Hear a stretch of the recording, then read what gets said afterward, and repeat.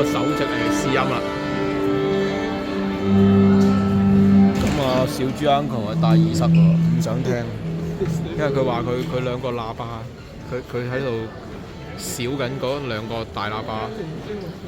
而家又開始黑齊啦，9點啊黑齊啦，而家咁。Hello everybody, look how amazing you are, all back in your seats. The most disciplined crowd we've ever had here at Casa Loma. Yes, how are you all doing? You sound wet. How are you all doing? Later, I would name the concert after this gentleman, who's the reason why I passed music history. He's got an amazing CV, in addition to being a journalist, and you're also a composer of 2 jazz symphonies, is that correct? Oh, sorry, 1 jazz symphony and a requiem, because I have a requiem in my back pocket. And is it true that you toured with Pope John Paul II? My brother did the sound when John Paul II was at Gainesville Airport. My brother, who's an audio engineer, did the sound, and I was his roadie. So I was a roadie for John Paul II. Okay, were you also a publicist for Prince Rainier of Monaco? Briefly on one assignment, yes. Right? Like, this guy's wild. Were you also a backup singer for, was it Avril Lavigne? Avril Lavigne, yes. And he wrote this and like 13 other, and you have, what's going on now? Well, I have, sorry, can you just take that? So yes, I've written several books about music, Bach, Beethoven, and the Boys, and If It Ain't Baroque, and Getting a Handle on the Messiah, a book about opera called When the Fat Lady Sings. They're all published by Indent Publishing, you can look that up online.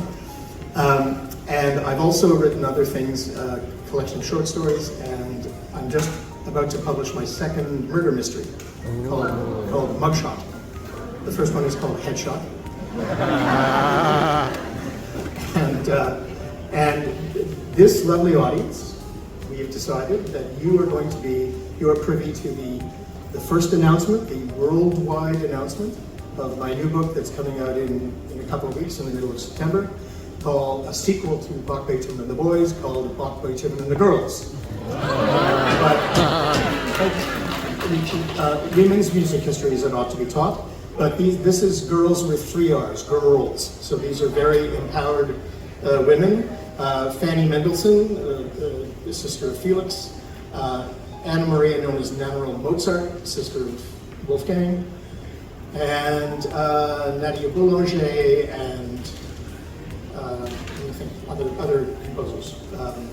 Nadia Boulanger was a French composer who was also a great teacher, taught Aaron Copland, taught Quincy Jones, taught a Hungarian composer named István Anhalt, who was the head of the music department at Queen's University when I was studying there and writing Bach, Beethoven, and the Boys.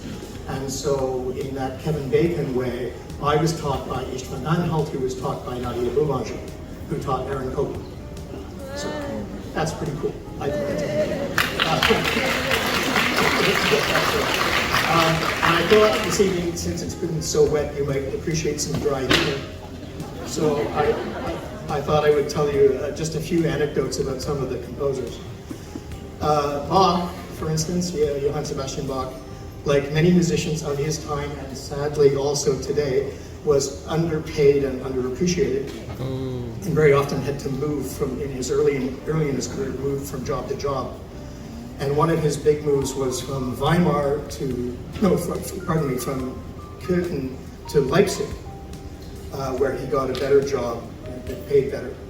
And one of the things that I discovered when I was researching this is when he left Köthen to go to Leipzig, he forgot 11 linen shirts at the wash. So he had 11 linen shirts at a dry cleaner that he forgot to take with him. Let me think what else. Beethoven's favorite food was macaroni and cheese. And he always drank his coffee very strong, 62 beans to the cup. Not 61, not 63, 62 to the cup. What else? Mozart, as you probably know, especially if you've seen the movie Amadeus, his father toured Mozart and his sister Nannerl around Europe when they were kids as sort of performing prodigies. And at one point, when he was visiting the French court, Mozart proposed marriage to Marie Antoinette. They were both about 7 years old at the time. And she turned him down. Thank you, everybody. Mr. David Barber.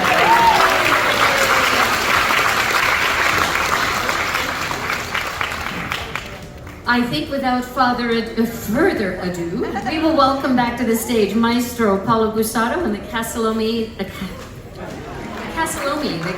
Symphony Orchestra, and I'll go finish my wine.